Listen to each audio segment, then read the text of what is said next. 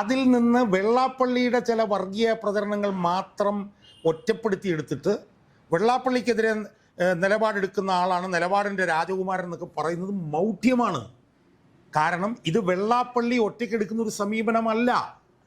ഇത് CPM-ൻ്റെ ആശീർവാദത്തോടുകൂടി ഭൂരിപക്ഷ സമുദായത്തെ കൂടെ നിർത്താൻ വേണ്ടി പിണറായി വിജയൻ കെയർഫുള്ളായി ക്രാഫ്റ്റ് ചെയ്ത ഒരു സ്ട്രാറ്റജിയുടെ ഭാഗമായിട്ടാണ് വെള്ളാപ്പള്ളി ഇതിനെ കൊണ്ടുവരുന്നത്. ഓരോ ദിവസവും ഉരുത്തിരിഞ്ഞ് വരുന്ന സാഹചര്യങ്ങളും UDF-ന് അനുകൂലമായിട്ടുള്ളതാണ്.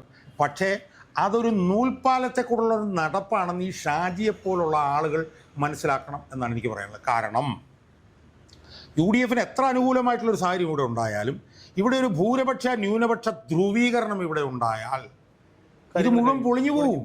നമസ്കാരം. ഇന്നലെ മുസ്ലിം ലീഗ് നേതാവായ KM ഷാജി ഒരു സ്വകാര്യ ചാനലിൽ കൊടുത്ത അഭിമുഖത്തിൽ ഒരു കാര്യം പറഞ്ഞിരുന്നു. അദ്ദേഹം പറഞ്ഞത് അടുത്ത മുഖ്യമന്ത്രിയാകാൻ യോഗ്യൻ VD സതീശൻ എന്നുള്ളത് പരോക്ഷമായിട്ടാണ് ഷാജി പറഞ്ഞത്. അത് ഈ ഷാജിയുടെ ഈ ഒരു പരാമർശത്തെ എങ്ങനെയാണ് നമുക്കത് വിലയിരുത്തേണ്ടത്? അല്ലാതെ ഷാജി പറഞ്ഞ കുറച്ച് കൂടുതൽ കാര്യങ്ങളുണ്ട്. അതാ ഞാനത് താങ്കളിലേക്ക് വിടുന്നു, അതുകൊണ്ടാണ് ഞാനത് ചുരുക്കി പറഞ്ഞത്. ഷാജി എൻ്റെ ഒരു അടുത്ത സുഹൃത്താണ്. ഷാജി ഇന്നലെ പറഞ്ഞ കാര്യത്തിന് നമ്മൾ സമഗ്രമായി ഒന്ന് കാണണം. എന്ന് വെച്ചാൽ വളരെ പ്രധാനപ്പെട്ട പല വിഷയങ്ങളും അതിൽ അടങ്ങിയിട്ടുണ്ട് എന്നുള്ളതുകൊണ്ടാണ്. ഒന്ന്, ഷാജി ഒരു സ്വകാര്യ ചാനലിൽ കൊടുത്ത ഒരു അഭിമുഖം എന്നാണ് പറഞ്ഞത്. അതങ്ങനെ പറഞ്ഞു പോയാൽ പോരാ. കാരണം ആ ചാനല് ഷാജി ഈ വിഷയം പറയാൻ തിരഞ്ഞെടുത്ത ചാനലിന് ഒരു പ്രാധാന്യമുണ്ട്. അതാദ്യം നമ്മൾ കാണണം. ആ ചാനലിൻ്റെ പേര് മീഡിയ വൺ എന്നാണ്. ആ ചാനല് ജമാഅത്തെ ഇസ്ലാമിയുടെ ചാനലാണ്. മനസ്സിലായില്ലേ? അപ്പോൾ ഷാജി ഒരുപക്ഷെ ഏഷ്യാനെറ്റിലോ അല്ലെങ്കിൽ മാതൃഭൂമി ചാനലിലോ എവിടെയെങ്കിലും ഇരുന്ന് പറയുന്നത് പോലെ അത്ര ലളിതമായി നമുക്ക് ജമാഅത്തെ ഇസ്ലാമിയുടെ ഒരു ചാനലിൽ ഇരുന്നു കൊണ്ടാണ് ഇത് പറഞ്ഞത് എന്നുള്ളതാണ് ആദ്യത്തെ കാര്യം. രണ്ട്, അതൊരു പ്രീ പ്ലാൻഡ് ഇൻ്റർവ്യൂ ആയിരുന്നു എന്നുള്ളതും വ്യക്തമാണ്.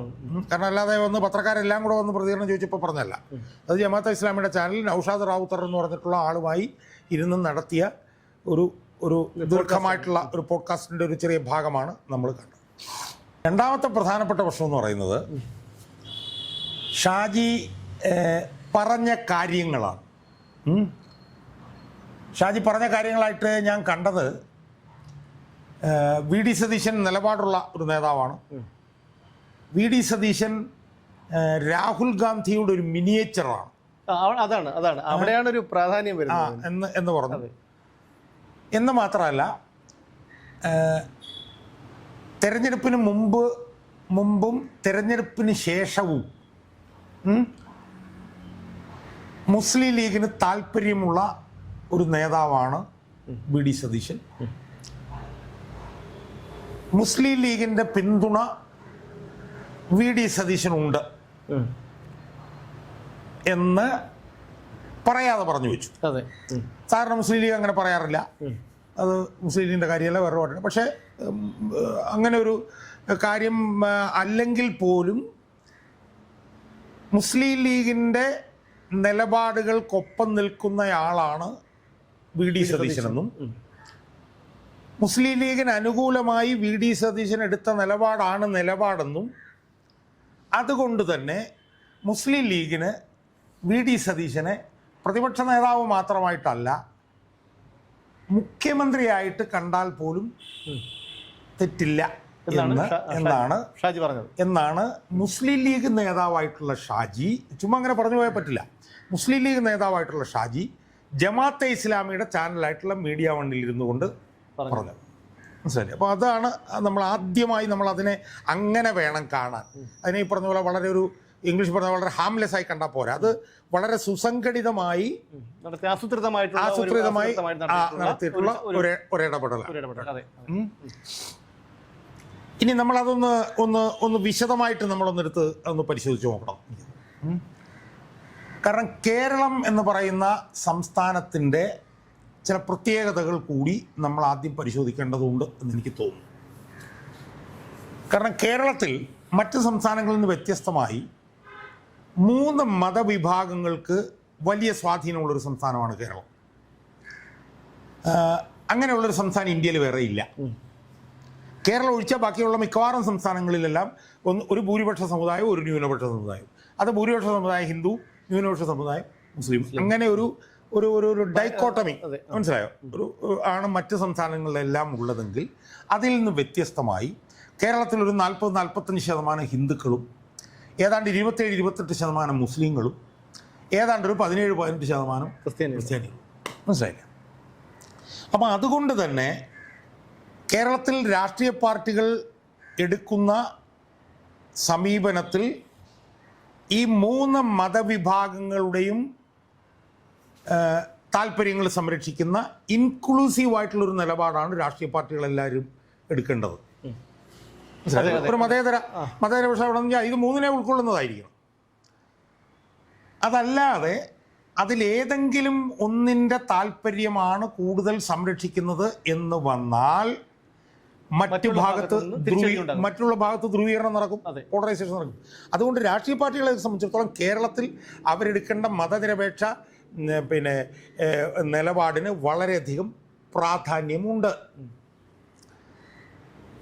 ഇനി മുസ്ലിം ലീഗ് എന്ന് പറഞ്ഞ ഈ പാർട്ടിയുടെ നിലപാട് നമ്മൾ എടുത്തു നോക്കിയേ. 1995-ലോ 96-ലോ മറ്റാണ് അല്ലെ ഈ ബാബറി മസ്ജിദ് നടന്ന സംഭവം ഉണ്ടല്ലോ. എന്തായാലും ബാബറി മസ്ജിദിന്റെ തകർച്ച നടന്നപ്പോൾ മുസ്ലിം മത തീവ്രവാദ ശക്തികൾ വലിയ തോതിൽ സ്വാധീനം കേരളത്തിലെ പൊതുമണ്ഡലത്തിൽ ചെലുത്താൻ ശ്രമിച്ചപ്പോൾ, അല്ലെങ്കിൽ മുസ്ലിം സമുദായത്തിനിടയിൽ ചെലുത്താൻ ശ്രമിച്ചപ്പോൾ മുസ്ലിം ജനവിഭാഗത്തെ മതേതര ആയിട്ടുള്ള ഒരു നിലപാടിൽ ഉറച്ചു നിർത്തുന്നതിൽ വലിയ പങ്ക് വഹിച്ചിട്ടുള്ള ഒരു പാർട്ടിയാണ് മുസ്ലിം ലീഗ്. കാരണം പോപ്പുലർ ഫ്രണ്ട്, ജമാഅത്തെ ഇസ്ലാമി, ഒരുപാട് സാധനം, ISI എന്നൊക്കെ പറഞ്ഞിട്ട് ഒരുപാട് സാധനങ്ങളുണ്ട്. അതിനകത്തേക്കൊന്നും അതായത് SDP അതിനകത്തേക്കൊന്നും മുസ്ലിം സമുദായം പോകാതെ മുസ്ലിം സമുദായത്തിന് ഒരു മതനിരപേക്ഷ മോൾഡിൽ ഉറപ്പിച്ചു നിർത്തിയ ഒരു രാഷ്ട്രീയ പാർട്ടിയാണ് ലീഗ്.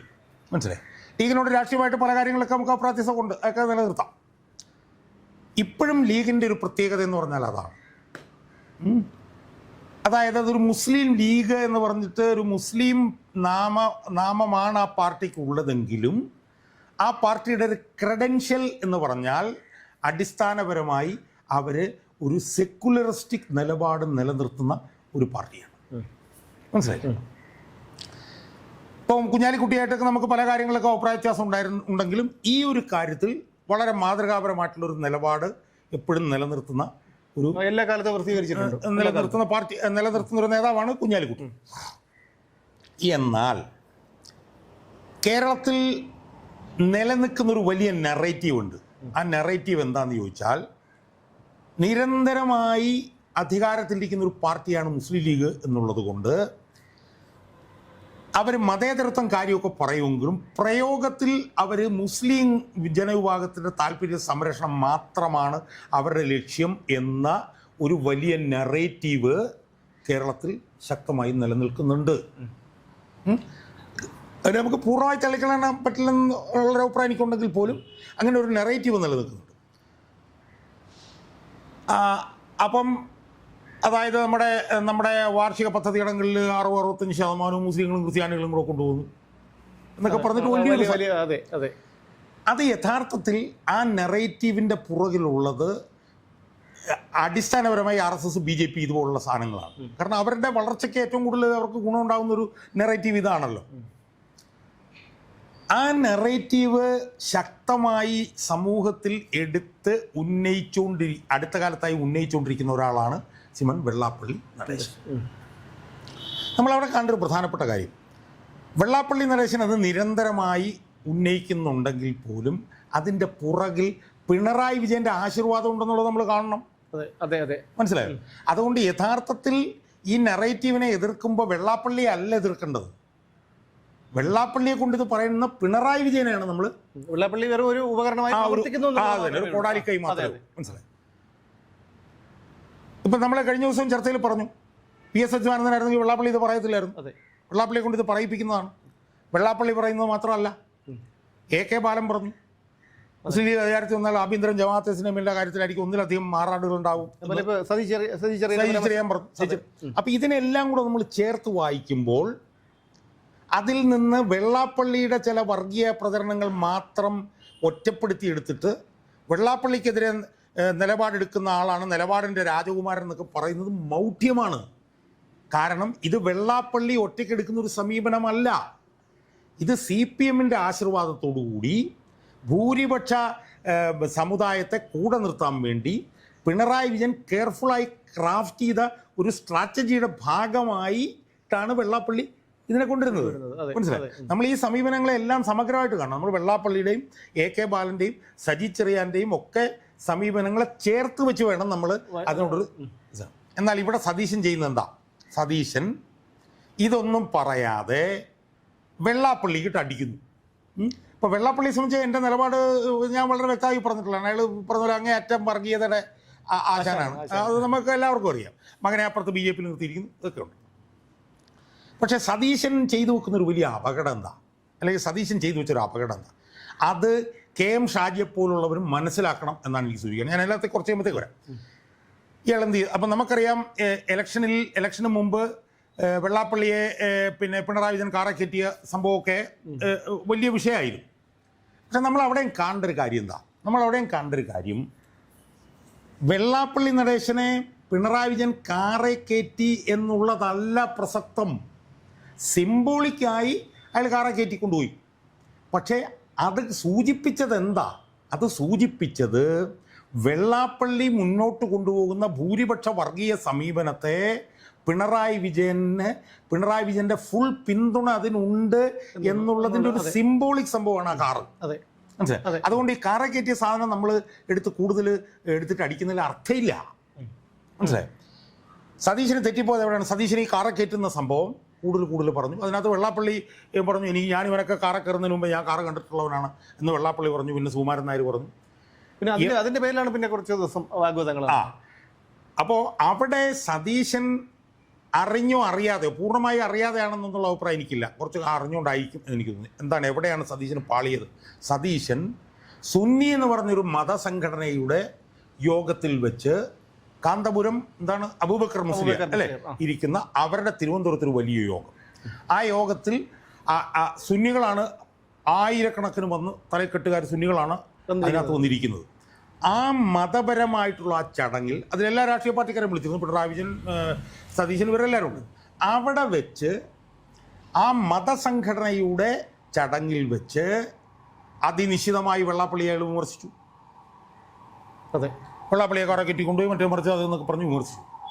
അപ്പോൾ അവിടുന്ന് വലിയ പിന്തുണ അതിന് കിട്ടി. പക്ഷെ അവിടെ നമ്മൾ കാണേണ്ട ഒരു കാര്യം എന്താ?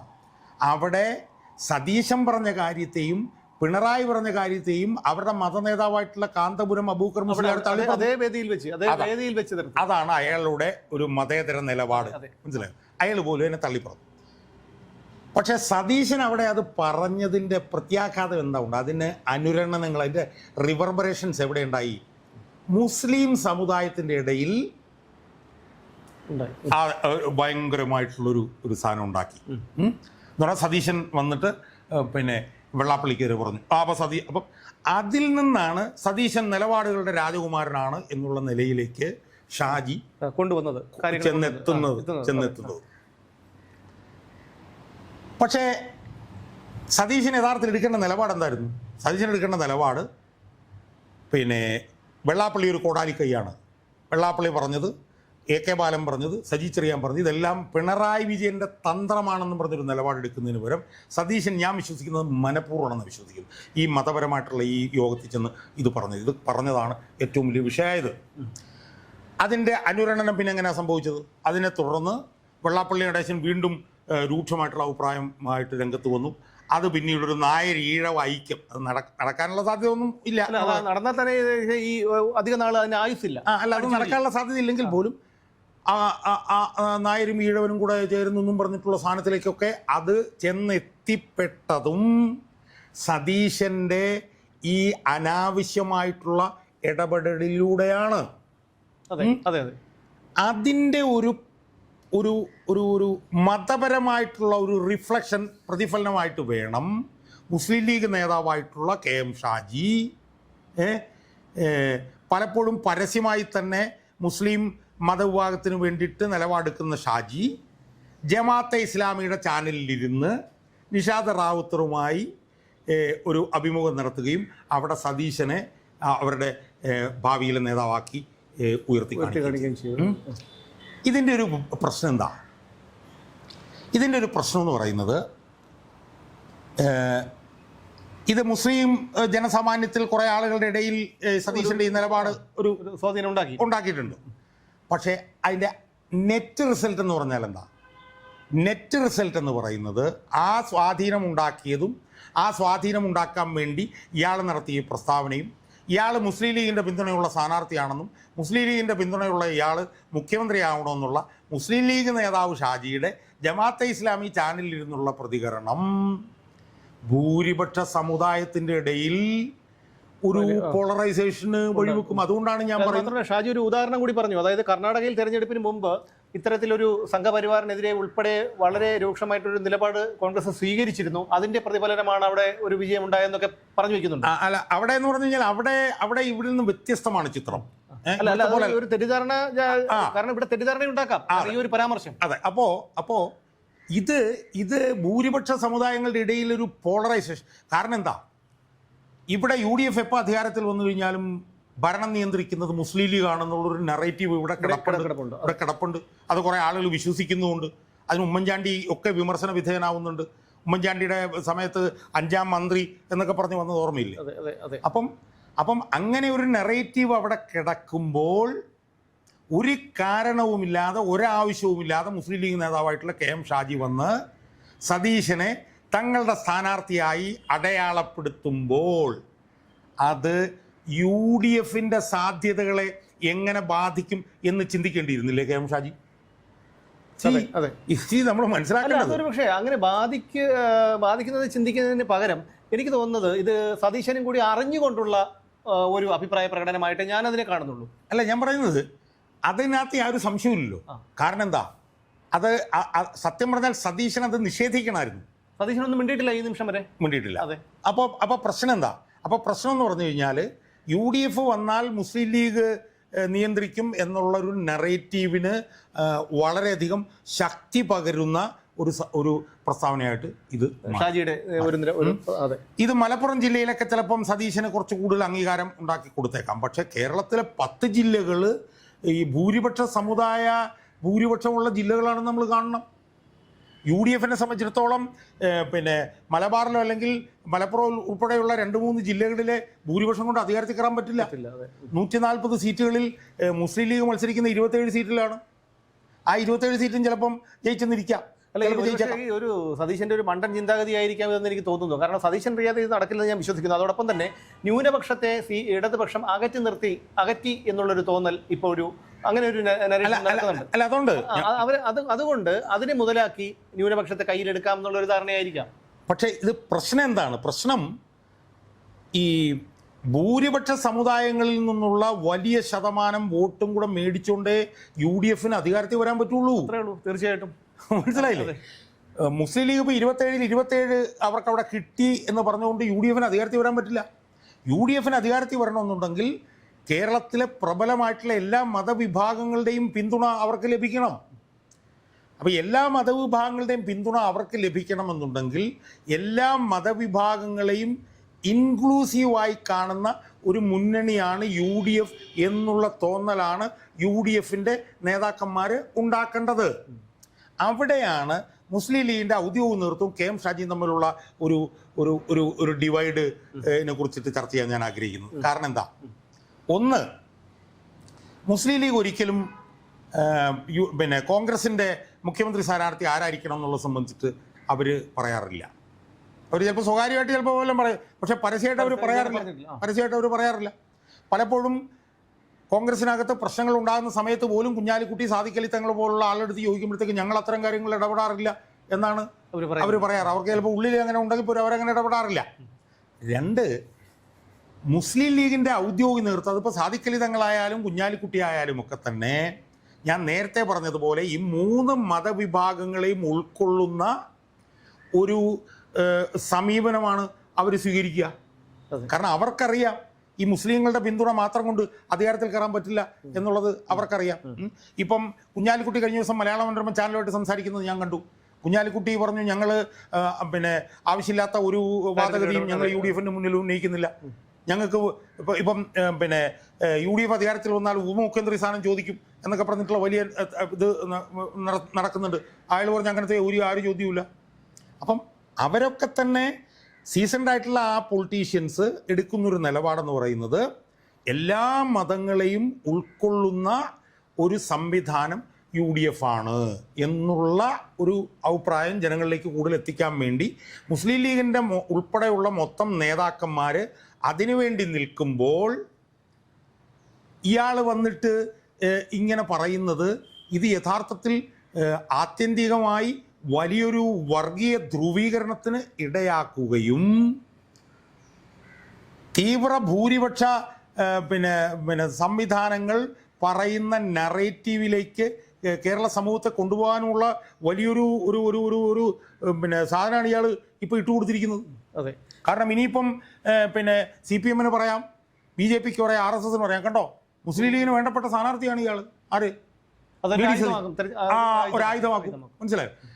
നമ്മൾ കാണേണ്ട ഒരു കാര്യം എന്ന് പറഞ്ഞാൽ, നമ്മൾ കാണേണ്ടത് പഞ്ചായത്ത് തിരഞ്ഞെടുപ്പ് കഴിഞ്ഞപ്പോൾ UDF ജയിക്കുമെന്നുള്ളൊരു സ്ഥിതിവിശേഷം ഉണ്ടായിക്കഴിഞ്ഞു. ഓരോ ദിവസവും ഉരുത്തിരിഞ്ഞ് വരുന്ന സാഹചര്യങ്ങളും UDFന് അനുകൂലമായിട്ടുള്ളതാണ്. പക്ഷേ അതൊരു നൂൽപ്പാലത്തെക്കൂടുള്ള ഒരു നടപ്പാണെന്ന് ഈ ഷാജിയെപ്പോലുള്ള ആളുകൾ മനസ്സിലാക്കണം എന്നാണ് എനിക്ക് പറയാനുള്ളത്. കാരണം UDFന് എത്ര അനുകൂലമായിട്ടുള്ളൊരു സാഹചര്യം ഇവിടെ ഉണ്ടായാലും, ഇവിടെ ഒരു ഭൂരിപക്ഷ ന്യൂനപക്ഷ ധ്രുവീകരണം ഇവിടെ ഉണ്ടായാൽ ഇത് മുഴുവൻ പൊളിഞ്ഞു പോകും. ഇപ്പോൾ ഉദാഹരണത്തിന് ഞാൻ എൻ്റെ ഉദാഹരണം കൂടെ, ഷാജിയൊക്കെ ഈ ഇൻ്റർവ്യൂ കേൾക്കുന്നതാണ് എൻ്റെ വിശ്വാസം, ഞാൻ പറഞ്ഞുതരാം. 1987 വർഗീയ പാർട്ടികളൊന്നുമില്ലാതെ ഇടതുപക്ഷം ആദ്യം അധികാരത്തിൽ വന്നു.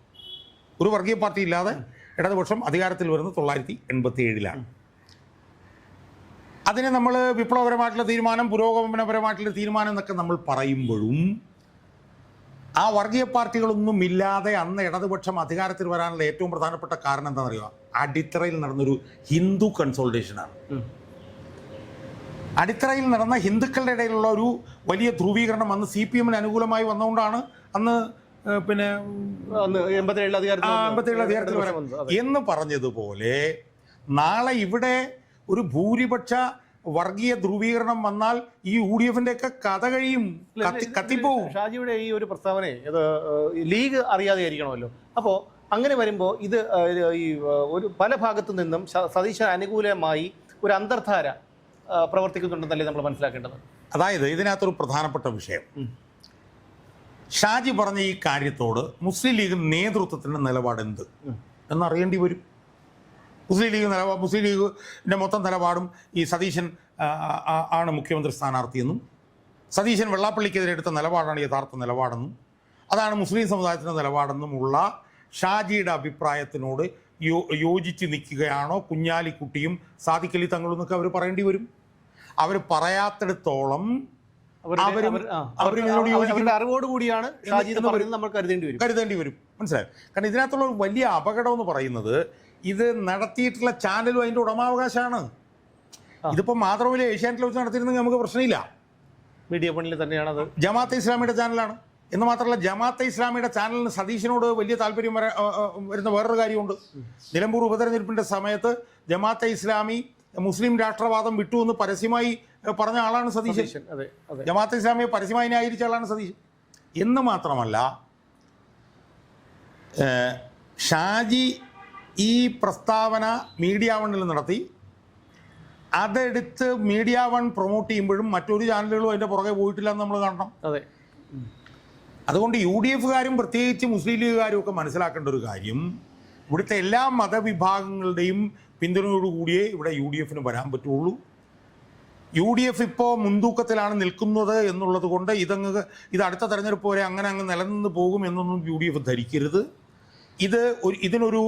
ഇതൊരു വർഗീയ ധ്രുവീകരണത്തിലേക്ക് മാറിയാൽ, ഇതൊരു ഹിന്ദു മുസ്ലിം ധ്രുവീകരണത്തിലേക്ക് മാറിയാൽ ഉണ്ടാകുന്ന അപകടം എന്താണ് എന്ന് UDFും ഈ ഷാജിയെപ്പോലുള്ളവരും നല്ലപോലെ മനസ്സിലാക്കിക്കൊള്ളണം. എന്തായാലും ഒരു കാര്യം ഞാൻ പറഞ്ഞേക്കാം, ഷാജി ഈ പ്രസ്താവനയിലൂടെ ഈ തീക്കൊള്ളി കൊണ്ട് തലചൊറിയാൻ വേണ്ടിയിട്ടാണ് ശ്രമിച്ചിട്ടുള്ളത് എന്ന് ഷാജി മനസ്സിലാക്കുന്നത് നന്നായിരിക്കും. ഇനിയിപ്പോൾ ഇതെല്ലാം മാറ്റി വെച്ചാൽ പോലും വേറൊരു പാർട്ടിയുടെ മുഖ്യമന്ത്രി സ്ഥാനാർത്ഥി ആരാണെന്ന് പറയാൻ ഷാജിക്ക് എന്താ അവകാശമുള്ളൂ? ഷാജിക്ക് അത് പരസ്യമായിട്ട് പറയാൻ എന്താ അവകാശമുള്ളത്? ഒരവകാശവുമില്ല. അങ്ങനെ പറയുന്നൊരു ശീലമില്ല. കോൺഗ്രസിനകത്തും അങ്ങനെ ഒരു ശീലമില്ല. കോൺഗ്രസിൻ്റെ സ്ഥാനാർത്ഥികളെ കോൺഗ്രസ്സാണ് തീരുമാനിക്കുന്നത്. മനസ്സിലായി? അപ്പോൾ അതുകൊണ്ട് തന്നെ ഷാജി എടുത്തിട്ടുള്ള വളരെ തെറ്റായിട്ടുള്ളൊരു നിലപാടാണിത്. ഈ നിലപാട് UDFൻ്റെ അടുത്ത തെരഞ്ഞെടുപ്പിലെ സാധ്യതകളെപ്പോലും ഇല്ലാതാക്കാൻ അത്ര മാരക ശേഷിയുള്ള ഒരു പ്രഹരമാണ് ഷാജി ഇത് നൽകിയിരിക്കുന്നത്. ഷാജി എനിക്കറിയില്ല അവരുടെ പാർട്ടിക്കകത്തുള്ള അന്തചിന്തനത്തിൻ്റെ ഭാഗമായിട്ടാണോ ഇത് ചെയ്തിട്ടുള്ളതെന്ന് എനിക്കറിയില്ല. ഈ തെറ്റ് തിരുത്താൻ ഞങ്ങളങ്ങനെ ഇപ്പം സതീശനെ തള്ളി പറയണമെന്നൊന്നും ഞാൻ പറയുന്നില്ല. പക്ഷേ ഞങ്ങളങ്ങനെ ഇങ്ങനത്തെ അഭിപ്രായങ്ങളൊന്നും ഞങ്ങളുടെ പാർട്ടി ഇങ്ങനെ പറയാറില്ല. അതൊക്കെ അവരുടെ കാര്യം. എന്നെങ്കിലും മുസ്ലിം ലീഗ് ഒന്ന് പറയാൻ ശ്രമിച്ചില്ലെങ്കിൽ ഇത് വലിയ അപകടം ഉണ്ടാക്കുന്ന ഒരു നടപടിയാണ് ഷാജി നടത്തിയിട്ടുള്ളത് എന്നാണ് ഞാൻ വിശ്വസിക്കുന്നത്. ഇത് മുസ്ലിം ലീഗിൻ്റെ കൂട്ടായ തീരുമാനമാണെന്ന് ഞാൻ വിശ്വസിക്കുന്നില്ല. ഷാജി ഇതുപോലെ പലപ്പോഴും ഇതുപോലെ പറഞ്ഞിട്ട് മുസ്ലിം ലീഗ് അതിന് തള്ളിപ്പറയേണ്ട സ്ഥിതി ഉണ്ടായിട്ടുണ്ട്.